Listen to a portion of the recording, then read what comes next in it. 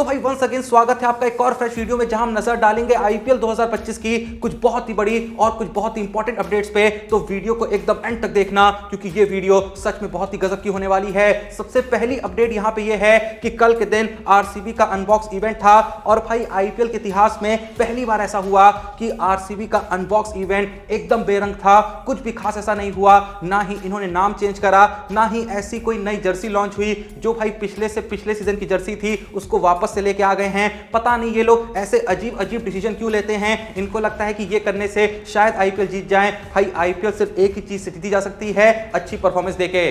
हमारे यहाँ ऐसा ही होता है।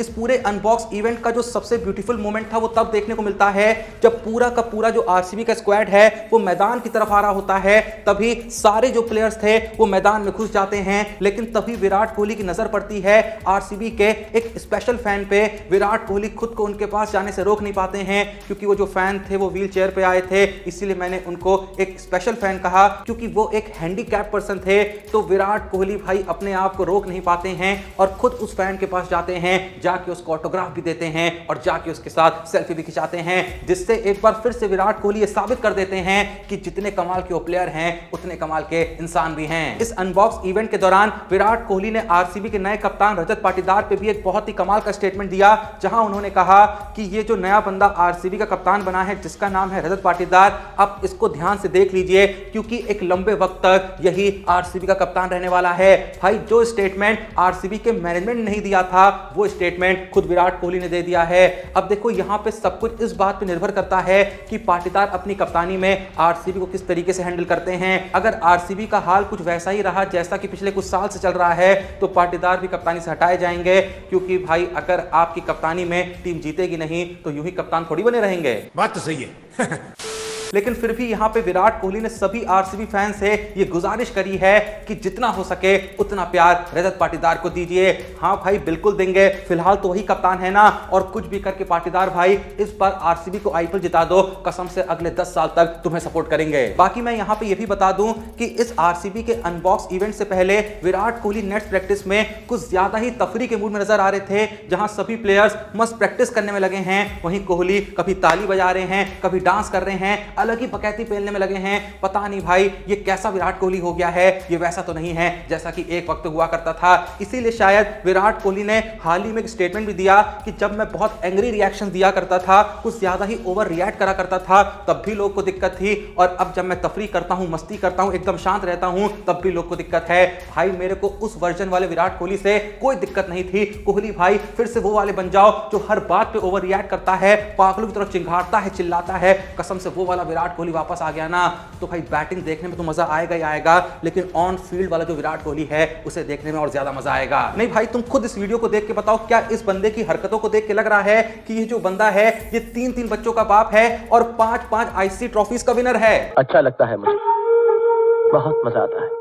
कोहली भाई एकदम सीरियसली कह रहा हूं कि इसी मस्ती मजाक में ना तुम आईपीएल ट्रॉफी जीत जाओ, कसम से मैं गंगा नहा के आ जाऊं। खैर भाई जहां आरसीबी की बात निकली है तो यहां पे मैं आरसीबी से रिलेटेड तुम्हारा थोड़ा सा ज्ञानवर्धन करना चाहूंगा। मैं यहां पे तुमको बताना चाहूंगा कि आरसीबी के लिए हर आईपीएल सीजन में आखिर वो कौन सा प्लेयर रहा है जिसने उस सीजन में सबसे ज्यादा रन मारे हैं और सबसे ज्यादा विकेट लिए हैं। सबसे पहले बात करें अगर पहले सीजन यानी आईपीएल 2008 की, तो उस सीजन में जिस प्लेयर ने आरसीबी के लिए सबसे ज्यादा रन जड़े थे वो थे none other than Rahul Dravid, जिन्होंने साल 2008 के आईपीएल सीजन में 371 रन जड़े थे। साल 2009 में जैक कालिस ने सबसे ज्यादा रन मारे थे 361। साल 2010 में 572 रन एक बार फिर से जैक कालिस ने जड़े थे, और साल 2010 के लिए वो आरसीबी के हाईएस्ट रन गेटर थे। उसके बाद बात करें साल 2011 की, तो फिर थे क्रिस गेल 608 रन। साल 2012 में क्रिस गेल 733 रन। साल 2013 में क्रिस गेल 708 रन। देन बारी आई साल 2014 की, और इस साल भाई जो बैट्समैन सबसे ज्यादा रन आरसीबी के लिए जड़ा उसने मात्र 395 रन जड़े,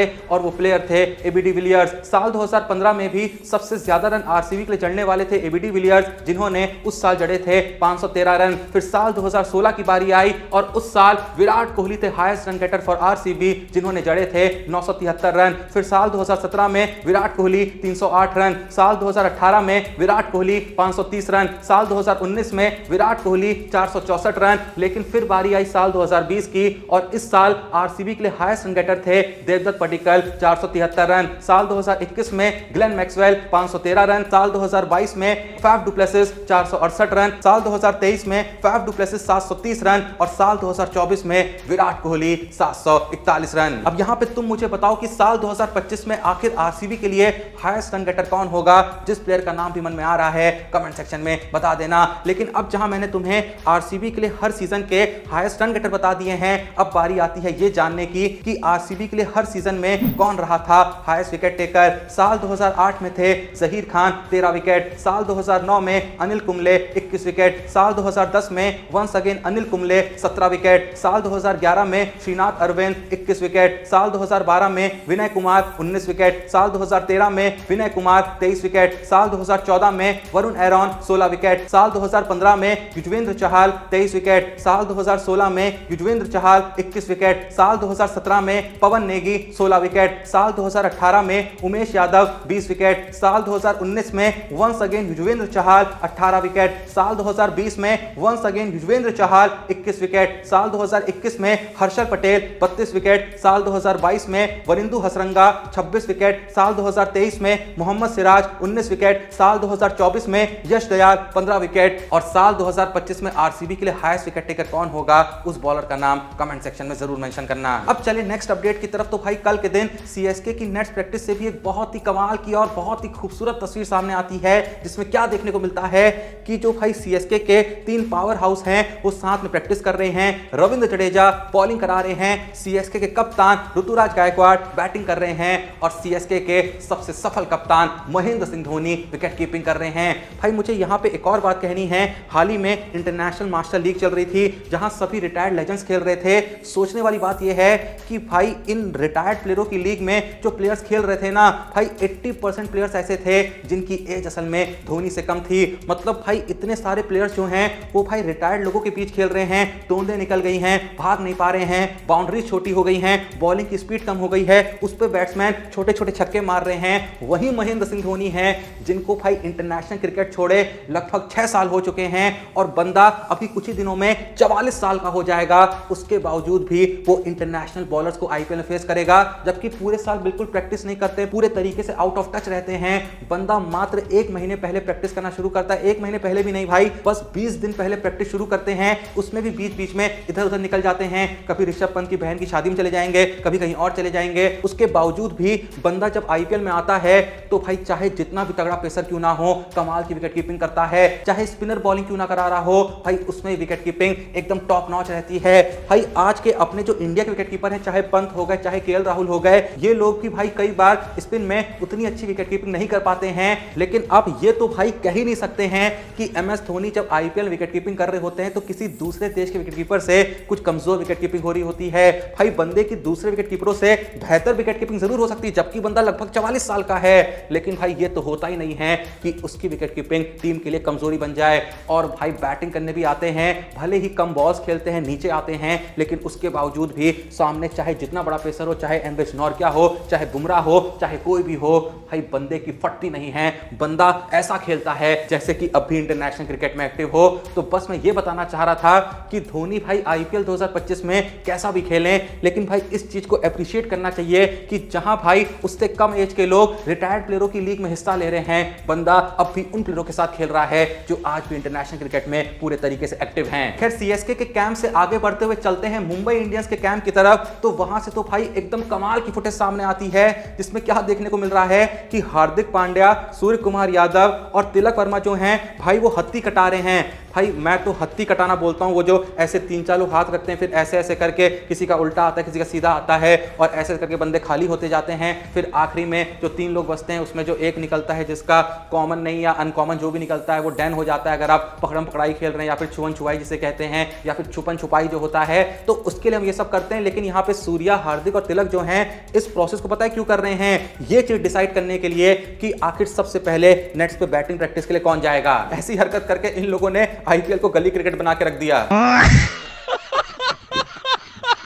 इस इससे थोड़ा सा और आगे बढ़े तो कल के दिन IPL legend Faf du Plessis ने भी दिल्ली कैपिटल्स के कैंप को ज्वाइन कर लिया है। भाई जो बात मैंने अभी अभी धोनी के लिए कही वही बात कहीं ना कहीं फैफ डु प्लेसिस के लिए भी सही बैठती है, क्योंकि उस बंदे की एज भी लगभग 41-42 की हो गई है, लेकिन आप बंदे की फिटनेस देखो, आज भी भाई उड़ के कैचेस पकड़ रहा है और लगभग हर सीजन में एक इंपैक्टफुल कंट्रीब्यूशन देके जाता ही जाता है। पिछले 3 सीजन भी अगर आप उठा के देखें तो अभी मैंने बताया ना भाई, उन 3 में से 2 सीजन में फैफ डु प्लेसिस आरसीबी के हाईएस्ट रन गेटर रहे थे और उस वक्त भी उनकी जो एज थी 39-40-41 की रहती थी।